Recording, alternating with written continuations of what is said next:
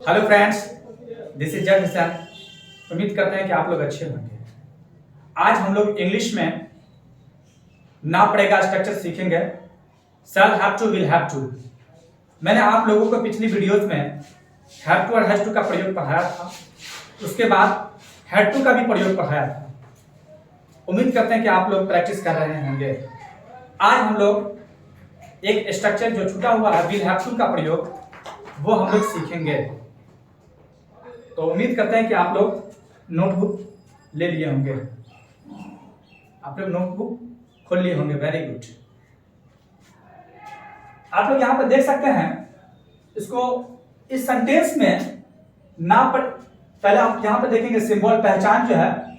जिस वाक्य के अंत में क्या लिखा हो, जिस वाक्य के अंत में ना पड़ेगा ना होगा, आप लोग समझने की कोशिश करेंगे। हिंदी सेंटेंस में रहेगा ना पड़ेगा, क्या रहेगा, ना पड़ेगा या ना होगा इत्यादि रहे तो वो वाक्य फ्यूचर इंडेफिनिट टेंस के फोर्स एक्शन में होगा।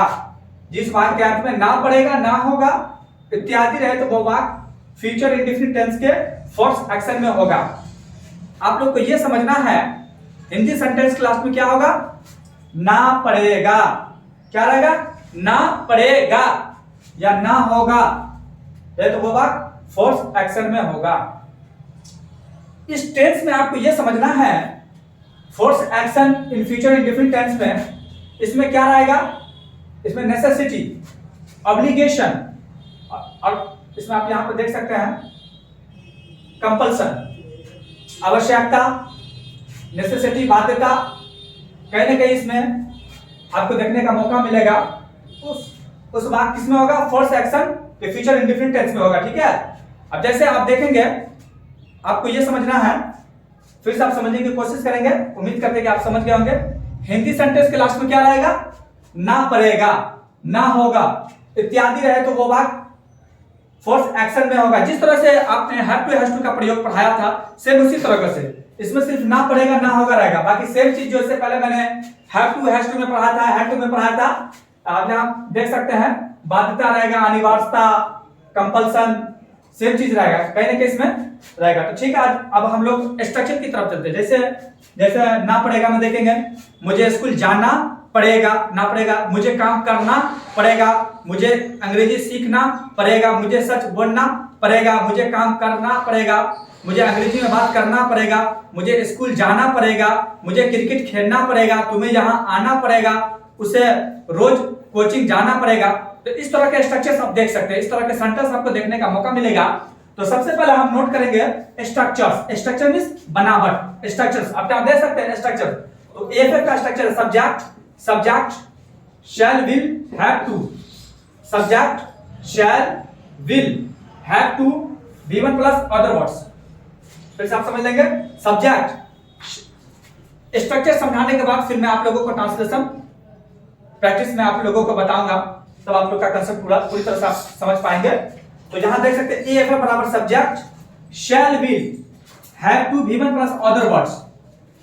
एक चीज देखेंगे, जैसे अब सवाल है कि शैल और विल का प्रयोग कहां करेंगे, तो आई और वी के साथ आप शैल हैव का प्रयोग करेंगे। आप यहां पर लिख सकते हैं आई और वी के साथ, यहां पर देख सकते हैं आई और वी, यहां पर आई और वी के साथ, आई और वी के साथ, आई और वी के साथ, आई और वी के साथ आप यहां पर शैल हैव टू का प्रयोग करेंगे। ठीक है, आई और वी के साथ किसका प्रयोग करेंगे, शैल हैव टू का प्रयोग करेंगे। ठीक है, बाकी के साथ आप विल हैव टू का प्रयोग करेंगे। लेकिन स्पोकन इंग्लिश में आमतौर से स्पोकन इंग्लिश में लोग विल हैव टू का प्रयोग करते हैं, लेकिन आपको रिटन इंग्लिश में या आप अगर राइटिंग लिख रहे हैं या कोई चीज आप इंग्लिश में लिख रहे हैं तो वहां पे आई और वी के साथ शैल हैव का प्रयोग करेंगे। ठीक है, तो उम्मीद करते हैं कि स्ट्रक्चर फिर से समझ लेंगे। एफ बराबर subject shall will have to V1 plus other words.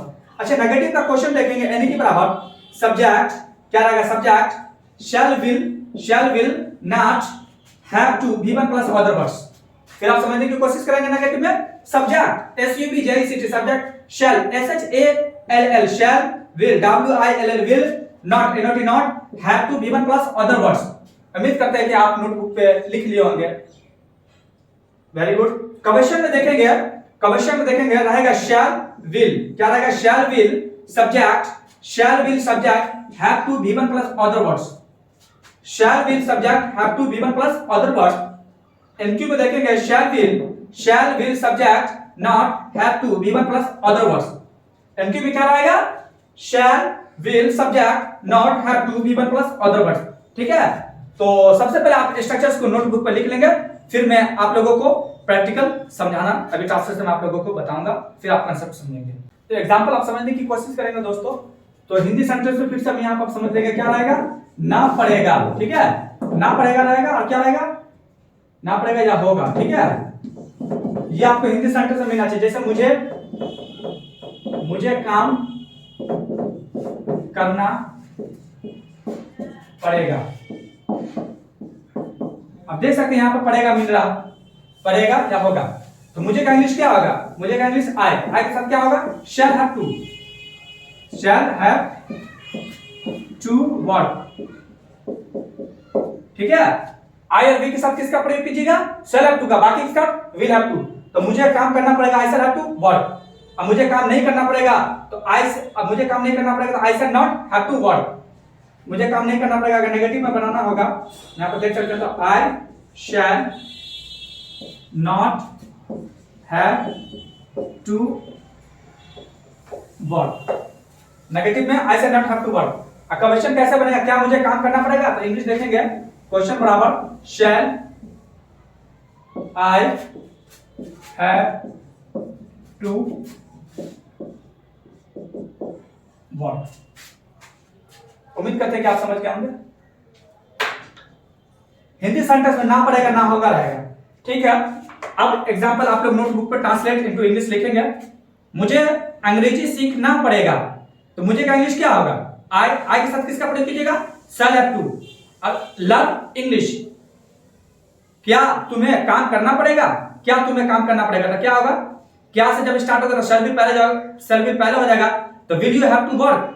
तो फिर आप एक साथ में प्रैक्टिस करेंगे, मुझे काम करना पड़ेगा, या मुझे स्कूल जाना पड़ेगा, या मुझे चाय पीना पड़ेगा। कोई भी एक सेंटेंस ले सकते हैं, जैसे मुझे चाय पीना पड़ेगा, या मुझे काम करना पड़ेगा। मुझे काम करना पड़ेगा तो आई शैल, मुझे काम करना पड़ेगा, I shall have to work. मुझे काम नहीं करना पड़ेगा, I shall not have to work. क्या मुझे काम करना पड़ेगा, shall I have to work. क्या मुझे काम नहीं करना पड़ेगा, shall I not have to work. मुझे काम क्यों करना पड़ेगा, why shall I have to work. मुझे काम क्यों नहीं करना पड़ेगा, why shall I not have to work. लेकिन याद रखेंगे, जब आप इंग्लिश कम्युनिकेशन, जब इंग्लिश में आप बात करेंगे, तो सामने वाला व्यक्ति से क्वेश्चन या WHQ पूछेंगे। तो जैसे क्या तुम्हें स्कूल जाना पड़ेगा, will you have to go to school, yes I shall have to go to school. Will you have to learn English, yes I shall have to learn English. Will you have to go to market, yes I shall have to go to market. When will you have to go to market, तुम्हें market कब जाना पड़ेगा। तो आप कुछ भी बोल सकते हैं, यकीनन दोस्तों आपके अंदर प्रैक्टिस होनी चाहिए। तो मुझे दरभंगा जाना पड़ेगा, तो I shall have to go to Darbhanga. उसे स्कूल जाना पड़ेगा, he will have to go to school. तो हिंदी सेंटेंस में क्या पड़ेगा, आपको यहाँ पे ये समझने की कोशिश करना है। हिंदी सेंटेंस में रहेगा ना पड़ेगा, क्या रहेगा, ना पड़ेगा ना होगा। तो मुझे सच बोलना पड़ेगा, तो मुझे सच बोलना पड़ेगा। तो मुझे क्या इंग्लिश क्या होगा, आई के साथ क्या होगा, shall have to speak the truth. तो इसी तरह से दोस्तों आप प्रैक्टिस करेंगे। उम्मीद करते हैं कि आप नेगेटिव का स्ट्रक्चर आप पहले प्रैक्टिस करेंगे, फिर आप 10 ट्रांसलेशन बनाएंगे। ठीक है, उम्मीद करते हैं कि अब ना है, ना था, ना पड़ेगा, तीनों स्ट्रक्चर मैंने आप लोगों को पढ़ा दिया है और आप लोग प्रैक्टिस करेंगे। Thank you so much. अगर वीडियो पसंद आए तो कृपया लाइक और सब्सक्राइब कर दें।